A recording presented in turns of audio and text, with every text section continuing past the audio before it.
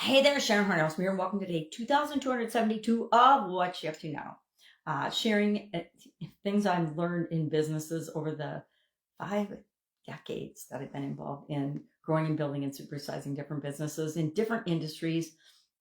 Offline, before I came online in 2017, I had been involved in 27 different industries, at least 27 personally, and both corporate America over a quarter century in corporate America while simultaneously owning, operating, building, and running my own businesses, buying, selling. And part of that was real estate investing, and real estate investments were some of the businesses and industries I was involved in. So that's what we talked about in Supersize Your Business today. We talked about why and how and the things to consider if you want to have real estate and real estate investing as part of your uh, multiple streams of income and as your business growth and supersizing strategy.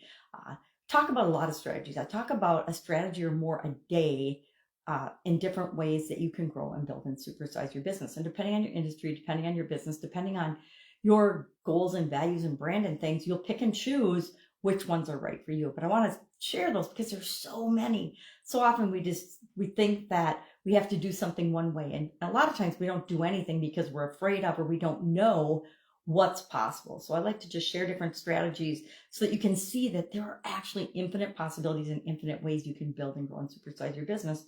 And you can start with a simple formula and build upon that and pick and choose and do what feels right and what works for you based on the results that you get with the different strategies that you implement or try. I've tried literally thousands and thousands of different business strategies throughout my many decades in business building and in my career, as well as for different businesses and corporations, as well as for my own. And so some work well for me, some don't. Some work really, really well for other people, but I've fallen on my face with them. Others I've done really, really well with, while other people have struggled to be successful with them. So it's a lot about who we are and what we believe we're capable of. And the truth is, we can do anything we set our mind to, but we have to commit and set our mind to it and then figure it out, right? So often we give up before we've actually even given ourselves a chance to succeed and figure something out. So for the Let's Grow Annual Challenge today, we were talking about the impact of our environment on our physical well-being, our physical health, our physical growth, etc., and talked about different factors and different categories of things that can impact that. And then asked the question, what one environmental thing or factor do you believe is impacting your physical growth and health and well-being right now? And I shared mine is physical activity, and a lot of with me personally, I will admit a lot of the impact that my environment has is just me making excuses for not wanting to do something. I live in Wisconsin most of the year. I'm traveling right now, but most of the time I live in Wisconsin, and we usually have super duper cold winters. And I use that as my excuse for not getting out and doing and walking outdoors in the winter. And that's really a lame excuse. And it's an excuse because I have lots of winter gear and lots of the right apparel to suit me up and prevent me from being impacted by either cold or rain or anything else. If it's super duper windy and there's lightning and storms and tornadoes going on, I'm not going to go for a walk. But for the most part, there's no reason to not get outdoors every day and do something physical unless I'm being lazy and making excuses, which, sometimes we all do that because we need some downtime and rest and recovery time.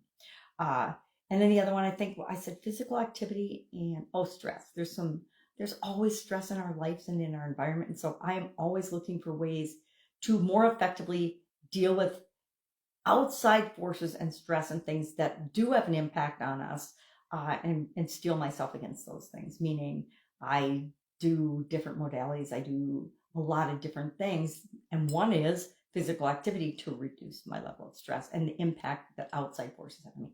And I'm kind of getting, the older I get, I'm choosing not to participate in things that are just unnecessary drama and nonsense, as well as things that aren't right for me. If there's a bunch of nonsense and gossip and evil crap going on around me, I just choose not to participate in that because it doesn't make me feel good. And something that doesn't make me feel good is a clear indication and signal to me that it is not for me, meaning it's not right for me. That's why I haven't watched the news since the 1980s for the most part. I mean, I'll catch a little snippet here and there. And with the internet, it's almost impossible, our cell phones, it's almost impossible to not get inundated with all the negativity and crap that's going on in the world.